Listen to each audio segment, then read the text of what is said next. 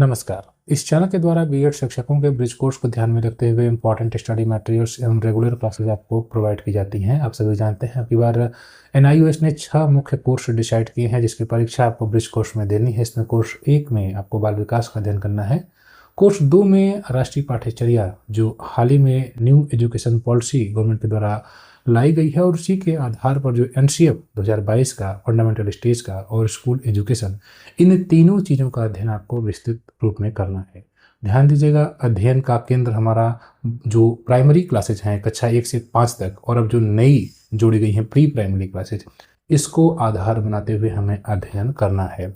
आप सभी जानते हैं इसके पहले जो राष्ट्रीय शिक्षा नीति 1986 थी, कहीं न कहीं वह अपने लक्ष्यों को प्राप्त करने में पूर्ण रूप से सफल नहीं हो सकी और समय के अनुसार चीज़ें बदलती हैं और समय के अनुसार अब यह एक नई पॉलिसी गवर्नमेंट के द्वारा लाई गई है। एक प्राथमिक शिक्षक के रूप में हमें प्राथमिक शिक्षा में क्या कहती है न्यू एजुकेशन पॉलिसी और जो एनसीएफ हमारा जो है फंडामेंटल स्टेज का और स्कूल एजुकेशन का, इनके मुख्य सार अध्ययन हमें इनके करने होंगे कोर्स 2 में। तो हम आपको पीडीएफ प्रोवाइड कर रहे हैं। अभी ब्रिज कोर्स की आवेदन प्रक्रिया चल रही है, शिक्षकों के वो समस्याएं आ रही हैं, उस पर भी चर्चाएं होती हैं, शिक्षकों की समस्याओं को भी दूर करने का प्रयास किया जा रहा है। जैसे ही आने वाले 10 से 15 दिन में जब ये काम आपका कंप्लीट हो जाएगा तब हम और बेहतर रूप में आपके साथ आएंगे और बेहतर कंटेंट भी आपको प्रोवाइड करेंगे। क्लासेज आपकी सभी होंगी। हम सभी यही चाहते हैं कि सभी शिक्षकों की नौकरी बची रहे और थोड़ा सा समय निकाल कर 10 मिनट 15 मिनट हम अध्ययन करते रहें। तो ये जो हमारी न्यू एजुकेशन पॉलिसी है, आपने देखा होगा, हम बात सिर्फ प्राथमिक की ही करेंगे और पूर्व प्राथमिक की करेंगे। मैंने बताया कि क्योंकि हमें इसी का अध्ययन मतलब परीक्षा वगैरह इसी की देनी है, ठीक है। तो इसमें आपने देखा हो, एक अध्यापक के रूप में आप शिक्षण कार्य करते हुए आप कक्षा 1 में अगर किसी बच्चे को पढ़ा रहे हैं जो 6 वर्ष का है, तो आप देखते होंगे कुछ अभिभावक ऐसे हैं जो अपने ऐसे बच्चे को लेकर आ जाते हैं आप उसी कक्षा में, जो कहीं न कहीं अभी कलम पकड़ने का भी जिसको ढंग नहीं रहता है, वह आ जाता है और आपको उस बच्चे को देखकर इस बात पर भी एक मतलब आश्चर्य होता है कि मैं अब इस बच्चे को कैसे पढ़ाऊंगा, क्योंकि 2 अलग अलग जो उनकी डिफ़िकल्टी लेवल, अगर उनका जो लेवल देखा जाए तो एक बच्चा ऐसा है जो क से ग तक लिख ले रहा है, वहीं दूसरा बच्चा एक अभिभावक लेकर आता है और कहता है सर इसको भी पढ़ाइए। अब वह 4 साल का ही बच्चा है और वह कक्षा 1 में आ जाता है, कहीं 5 साल का बच्चा है वह भी 1 में आ जाता है। जब जुलाई में दाखिला होता है या अप्रैल में दाखिला होता है तब भी मार्गदर्शन मांगे जाते हैं सरकारों से कि किस उम्र तक के बच्चे का दाखिला 1 में किया जाए। तो कहीं ना कहीं जो हमारी एजुकेशन पॉलिसी रही है वह जो बुनियादी स्टेज है उसमें कमज़ोर रही है, साबित हुई है, जिसकी वजह से आज की परिस्थितियों में अगर हम देखें तो जो पूर्व प्राथमिक शिक्षा है, जो प्रारंभिक शिक्षा है, कहीं न कहीं उसमें एक बड़ा गैप दिखाई देता है। एक 6 साल 7 साल का बच्चा बहुत टैलेंटेड होता है, वह भी 1 में पढ़ता है और वहीं कहीं 5 या 4 में पढ़ने वाला बच्चा कहीं किसी कॉन्वेंट स्कूल में पढ़ रहा है, वह उससे ज़्यादा टैलेंटेड भी कभी कभी हो जाता है। इसमें हमने कहीं न कहीं थोड़ी सी कमियों को देखा है और उसी को ध्यान में रखते हुए ये जो न्यू एजुकेशन पॉलिसी है उसने बुनियादी रूप से जो एक शिक्षा का एक नया आयाम तैयार करने का प्रयास किया है और उसी को हम अगर देखें तो हम कहते हैं फाउंडेशनल। अगर आप इसको देखें तो ये जो स्टेज है बच्चे के एक जीवन की पढ़ या अध्ययन की जो एक अवस्थाओं को अगर हम देखें तो इसको अलग अलग प्रकार से बांटा गया है। अभी हमारी जो न्यू एजुकेशन पॉलिसी है वो ये कहती है कि आप बच्चा जो है, देखिएगा, ये फाउंडेशनल स्टेज में आएगा पहले, फिर प्रीपरेटरी में, फिर मिडिल में और फिर सेकेंडरी में। इसमें अगर आप देखें तो उच्चतर कक्षाओं में कोई खास परिवर्तन नहीं हो रहा है, क्योंकि ये हमारे अध्ययन का केंद्र भी नहीं रहेगा। लेकिन सेकेंडरी और मिडिल को अगर आप देखें तो 6 से 8 जो है और 9 से 12 ये तो पहले जैसा ही है, लेकिन जो 5 से पहले की जो शिक्षा है उसमें एक बड़ा परिवर्तन लाया गया है। इसमें फाउंडेशनल जो आपकी एक स्टेज है और प्रिपरेटरी स्टेज है और एनसीएफ भी हमारा इन्हीं दोनों स्टेजेस पर बनाया गया है जिसका अध्ययन आपको करना है। फाउंडेशनल स्टेज में बच्चा जब यहाँ पर देखें तो लगभग 2 साल तक कक्षा 1 और कक्षा 2 और उसके पहले 3 साल आंगनबाड़ी वगैरह में रहता है। इसका मतलब यह हुआ कि बच्चा 1 में पढ़ने से पहले 3 साल आंगनबाड़ी में, या जिसको आप बाल वाटिका कहते हैं, उसमें अध्ययन करेगा। देखिएगा 3 साल, यानी अब बच्चे को 3 साल में स्कूल में लाया जाएगा, ठीक है। अब स्कूल में ECCE चलाया जा रहा है, यह एक ECCE के अंतर्गत चला जा रहा है। जैसे आपने देखा जिसको आप early childhood care and education, प्रारंभिक अवस्था में बच्चे की देखरेख करने के लिए और उसकी शिक्षा का प्रयास जो हो रहा है वही तो ECCE है। अब या तो वह ईसीसी अलग खोले जाएंगे या उसी विद्यालय में ही चलाए जाएंगे। अभी तक यह कार्य होता रहा है आंगनबाड़ी के माध्यमों से, लेकिन वह बेहतर रूप में नहीं देखने को मिला, यानी कहीं चलते हैं कहीं नहीं चलते हैं अभी तक। लेकिन अब जो सरकार का प्रयास है कि आने वाले समय में हर विद्यालय, हर गांव में ईसीसी के माध्यम से जो बुनियादी शिक्षा है, जो बुनियादी समझ है बच्चे में। अब आप कहेंगे कि बच्चा 3 साल का है तो उसको आप विद्यालय आ गया या ईसीसी में आ गया तो उसको तुरंत आप किताब लेकर पढ़ाने नहीं बैठेंगे। किस प्रकार से पढ़ाना है वह सब आगे का विषय, उसको खेल कराना है, गतिविधि कराना है, खोज करेगा बच्चा, इन तमाम चीज़ों से सीखेगा। लेकिन हमें यह समझते हुए चलना है कि फाउंडेशनल स्टेज में बच्चा 3 साल में आएगा। जब 3 साल की उम्र बच्चा पार कर लेगा तो वह मतलब 3 साल की अवस्था में हो जाएगा, तो फिर वह विद्यालय में ईसीसीई के रूप में नामांकित होगा। ठीक है, उसमें आंगनबाड़ी या प्री स्कूल या इसको बाल वाटिका कहते हैं, या फाउंडेशनल स्टेज की हम बात कर रहे हैं। तो 3 साल बच्चा आंगनबाड़ी में रहेगा, यानी 3 साल में प्रवेश लिया और 6वां साल होते होते 6 साल के बाद बच्चा कक्षा 1 में आ जाएगा। आप सभी जानते हैं अभी भी यही है। तो जो ये एक समस्या हमारे सामने रहती थी कि कक्षा 4 उम्र 4 अगर बच्चे की है या 5 है तो वह कहाँ जाएगा, वह अगर नामांकन उसके गार्जियन कर रहे हैं कि नहीं आप उसका नामांकन कराइए, तो फिर आपके सामने समस्या होती रही है। तो अब उस समस्या को यहाँ पर दूर किया जाएगा और उसको 3 साल आंगनबाड़ी, यानी कि 4 साल या 5 साल का बच्चा है तो उसको आंगनबाड़ी में रखा जाएगा, और 6 साल का जब बच्चा होगा तो उसे कक्षा 1 में नामांकन उसका कर दिया जाएगा। तो ये एक नई चीज़। इसके बाद बच्चा जब फाउंडेशनल के बाद फिर आगे बढ़ेगा तो फिर वो प्रिपरेटरी हो जाएगी, यानी कि कक्षा 3 से लेकर कक्षा 5 तक जो बच्चा पढ़ेगा, लगभग 3 साल तक, देखें 8 से 11 वर्ष तक की अवस्था तक बच्चा प्रिपरेटरी स्टेज में रहता है। तो ये आपका, अभी आपने इसको समझ लिया। अब हम बात कर लेते हैं जो पहला स्टेज है, फाउंडेशनल स्टेज, आधारभूत अवस्था। इसमें बच्चा 3 वर्ष का जब होता है तो उसके बाद वह नामांकन उसका होता है, और इसमें प्री स्कूल है, यानी कि जो कक्षा 1 का औपचारिक, जहां पर बच्चा, देखिए 1 में बच्चा रहेगा तो किताबें वगैरह उपलब्ध हो जाएंगी। 1 के पहले बच्चे को किताब लेकर नहीं पढ़ना है, बच्चा ईसीसीई में आएगा, बच्चा खेलेगा। जो बच्चा अपने माता पिता और परिवार के साथ ही रहता था वह 3 साल की उम्र के बाद बच्चा आएगा तो 4, 6, 10, 20 अपने जैसे बच्चों को देखेगा, उनके साथ बातचीत करना सीखेगा, कम्युनिकेशन स्किल्स सीखेगा, बातचीत करेगा, खेलना सीखेगा, दोस्त बनाना सीखेगा, भावनाओं को प्रकट करना सीखेगा। अगर उसका दोस्त मार खा रहा है, अध्यापक मान लीजिए उसको डांट रहे हैं, तो दूसरा बच्चा भी सहम जाएगा, डरना दिख रहा है, तमाम चीज़ों को वो सीख रहा है। उसे यह पता चल रहा है कि ये कोई गलत काम किया है या कोई गलती किया है तो उसको सजा मिल रही है। ठीक है, तो अब सजा ऐसा नहीं है कि सजा इस प्रकार से नहीं दे रहा है कि बच्चा डर जाए। बहुत से खेल खेल में अपनी सजाएं होती हैं, अध्यापक देते रहते हैं। तो बच्चा खेलेगा, कूदेगा, ठीक है, गेंद लेकर पकड़ेगा, उठाएगा, एक बड़ा सा वॉलीबॉल आ गया उसको खेलने का प्रयास करेगा। उसने कभी वॉलीबॉल हो सकता है नहीं देखा हो, साथियों के साथ नहीं खेला हो, तो उसका पहला जो अनुभव कक्षा में रहता है ईसीसीई में, वो महत्वपूर्ण हो जाता है। वो चीज़ बच्चा सीखेगा ईसीसी। तो इसमें प्री स्कूल है, कक्षा 1 है और कक्षा 2 है। ध्यान दीजिएगा, आधार इसका जो हमने आपको बताया कि early childhood care and education इसी के सिद्धांतों पर है। जैसे प्रारंभिक अवस्था में जो बचपना उसकी देख रेख करना है और उसकी शिक्षा पर भी ध्यान देना है। ठीक है, अब अभी तक हमारे आंगनबाड़ी कमजोर होते रहे, मतलब अभी जो तुलनात्मक रूप से जो न्यू एजुकेशन पॉलिसी लागू की गई है, स्ट्रिक्ट इसने किया है कि हर बच्चे तक ये पहुंच हो, बेहतर इंफ्रास्ट्रक्चर दिया जाए, बेहतर ईसीसीई किए जाए ताकि सभी बच्चे कनेक्ट हो सके। हमने देखा है कि 5 साल 6 साल के बच्चे, 4 साल के, आप लोग गांव में घूमे हैं, आप परिवेश में रहते हैं, एक सरकारी शिक्षक हैं, 6 साल का बच्चा हो जाता है, उसे कुछ नहीं आता है, वह सीधे आकर कक्षा 1 में नामांकन करा लेता है, तो अध्यापकों के सामने समस्या होती है। वही 3 साल अगर पहले वो विद्यालय में रहता, ईसीसीई में रहता, कुछ बुनियादी सीख उसको मिलती, कम से कम बातचीत करने का तरीका सीखा होता, तो फिर वह जीरो नहीं रहता विद्यालय में आने पर। उसको आपको सब कुछ शुरू से सिखाना पड़ता है। इन सारी चीज़ों को, इन सारी कमियों को देखते हुए जो न्यू एजुकेशन पॉलिसी है उसने काफी कार्य किया है इस स्टेज पर। तो जैसा कि हम बच्चे की प्राकृतिक जिज्ञासा, खेल और गतिविधि को वह केंद्र में रखता है। बच्चा जब, मतलब ये तो प्राकृतिक जिज्ञासा होती है। जैसे बच्चा विद्यालय में आ रहा है, कोई ऐसी चीज उसको मिल गई, मान लीजिए कि कोई मिठाई आ गया बच्चे, तो बच्चे के अंदर जिज्ञासा हो जाएगी। बच्चे सब ने कोई डिब्बा लेकर आया, गिफ्ट लेकर आया, तो बच्चों हम आपके लिए गिफ्ट लेकर आए, तो बच्चे सभी चौकन्ने होकर तुरंत एक्टिव हो जाएंगे, क्या सर गिफ्ट, क्या चीज़ लाए हैं।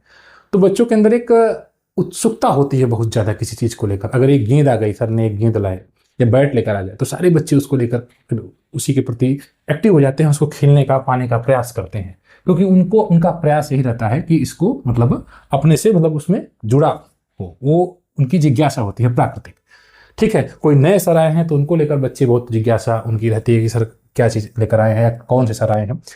आगे हम ईसीसी की प्रमुख विशेषताओं को देख लेते हैं। यह खेल आधारित है, इसमें बच्चा खेलता ज़्यादा है, पढ़ता कम है।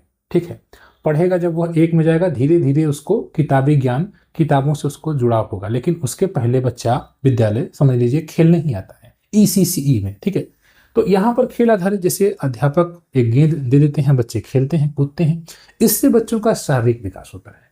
आगे है गतिविधि आधारित, बच्चा गतिविधि करता है, उसको आपने कोई रंग भरने के लिए दे दिया, ठीक है, या आपने एक पेज लेकर एक जहाज बना दिया, बच्चा उसको देखकर सीख लिया, या आपने एक पेज लिया और एक गोल सा एक वृत्ताकार आकृति बना दी और बच्चे को दिखा दिया। अब बच्चा स्वयं भी वृत्ताकार आकृति बनाने का प्रयास करने लगा, वह उसी प्रकार से मतलब खेल खेल में एक वृत्त का कॉन्सेप्ट सीखने का प्रयास कर रहा है।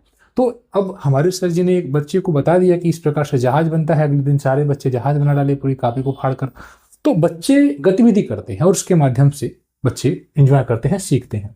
खोज आधारित, अब इसमें जैसे मान लीजिए कि बच्चा कोई चीज़ सीखता है, खोज क्या, जैसे बच्चा आपसे पूछ दिया सर पत्ता क्यों हरा है, अब आप बताइए।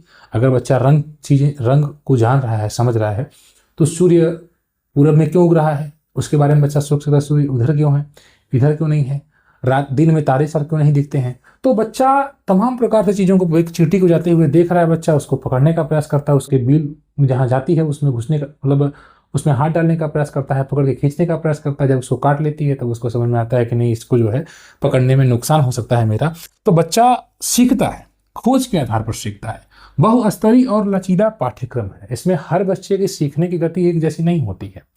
कोई बच्चा गिनती पहले सीख लेता है आसानी से, कुछ बच्चे को गिनती सीखने में कठिनाई होती है, तो वह पहाड़ा आसानी से सीख लेता है, उससे 2 का 3 का पहाड़ा याद होगा, गिनती लेकिन 100 तक नहीं याद होती। हो सकता है वह अंग्रेजी में बहुत अच्छा हो सकता है वह उसका कम्युनिकेशन स्किल, बातचीत करना बेहतर तरीके से बच्चा जानता हो सकता है उसे गणित की अच्छी नॉलेज हो। तो ये कहने का मतलब यह है कि हर बच्चे का अपना अपना क्षमता है और हमें जो पाठ्यक्रम है उसी प्रकार से लचीला बनाना चाहिए कि बच्चा अपने आप को उसमें ढाल सके आसानी से। ठीक है, जो पाठ्यक्रम है वो बच्चे को ध्यान में रख कर होना चाहिए। जैसे सीखने के क्षेत्र, अब ईसीसी में बच्चा क्या सीखेगा, इनको आप देख लीजिए। बच्चा अक्षर, थोड़ा बहुत भाषा, बातचीत करना सीखेगा, संख्याओं को सीखेगा, थोड़ा बहुत गिनती को सीखेगा, रंगों को जानेगा, आकार को जानेगा, पजल वगैरह हैं उनको, तर्क शक्ति, समस्या समाधान, कोई आपने समस्या छोटी सी दी, बच्चा उसको हल कर रहा है, ड्राइंग है, पेंटिंग है, कला नाटक संगीत है।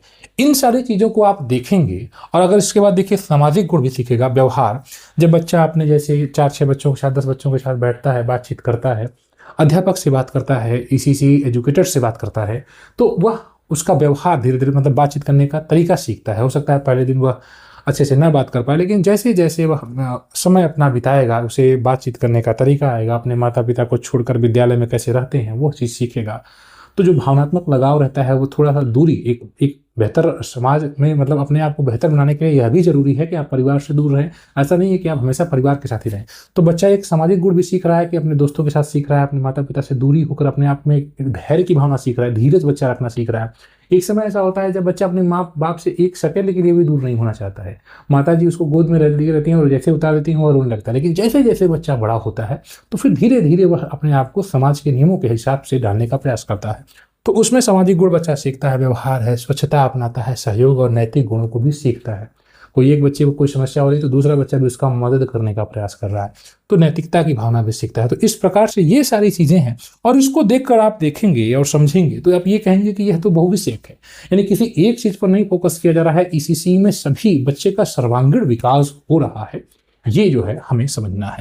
आगे हम विकास के प्रमुख क्षेत्रों को भी देख लेते हैं। इसमें पहला है शारीरिक एवं गत्यात्मक विकास। जब बच्चा ईसीसीई में प्रवेश लेता है तो वह खेलता है, खेलेगा तो शारीरिक क्रियाएं करेगा और शारीरिक क्रियाएं करेगा तो शारीरिक विकास होगा। जैसे खेलना, दौड़ना, कूदना, इस प्रकार की क्रियाएं बच्चा करता है तो निश्चित रूप से उसका शारीरिक विकास बेहतर होता है। वह पेंसिल को पकड़ने का प्रयास करता है, ठीक है, किसी पेड़ की डाली को पकड़कर झूलता है तो उस एक प्रकार से शारीरिक विकास कर रहा है, गत्यात्मक विकास कर रहा है। संज्ञानात्मक विकास करता है, ज्ञान हो रहा है उसको, ठीक है, सोचने समझने की क्षमता का विकास हो रहा है जब बच्चा इस प्रक्रिया में शामिल होता है। सामाजिक, भावनात्मक और नैतिक विकास भी बच्चे का होता है। आप देख रहे हैं समग्र विकास यहाँ पर हो रहा है। बच्चा दोस्तों के साथ खेलता है तो उसका सामाजिक विकास होगा। किसी एक बच्चे के पास पेंसिल नहीं है तो वह उसको देता है, तो एक प्रकार से नैतिक विकास भी उसका हो रहा है कि अपने दोस्त के प्रति उसके अंदर एक भावना है, ठीक है, कि अगर उसके पास पेंसिल नहीं तो अपनी पेंसिल उसको दे देता है। अगर कहीं बिस्किट खरीदता है तो अगर 2 रुपये में 2 बिस्किट मिलता है तो एक बिस्किट अपने दोस्त को भी देने का प्रयास करता है। तो कहीं ना कहीं नैतिक भावनात्मक लगाव भी उसका जो है, भावनात्मक रूप से वह अपने दोस्त से कनेक्ट होता है। सर जी को भी बहुत कभी कभार गिफ्ट देने का प्रयास करता है। ठीक है, तो टीचर्स डे होता है या बाल दिवस मनाते हैं तो आप देखते हैं बच्चे अपनी ओर से बच्चों अध्यापक को थोड़ा बहुत, छोटे बच्चे ही हैं तो क्या, ठीक है, वे भी एक्टिव रहते हैं, कुछ ना कुछ अपनी ओर से देते हैं, आपने देखा होगा। सांस्कृतिक एवं कलात्मक विकास, बच्चा कला के माध्यम से भी सीखता है। कलाकृति से मान लीजिए आपने देखा होगा, जरूरी नहीं कि यह ईसीसी में ही हो, बाहर भी है बच्चा, ऐसा आपने देखा होगा, फील किया होगा। जैसे मान लीजिए रेत वगैरह है तो बच्चा रेत के टीले बनाने का प्रयास करता है। रेत में जैसे कहीं पर रेत वगैरह अगर कहीं ढेर सारी तो उसमें बच्चा खेलता है, उसमें एक बिल करता है, घर बनाता है।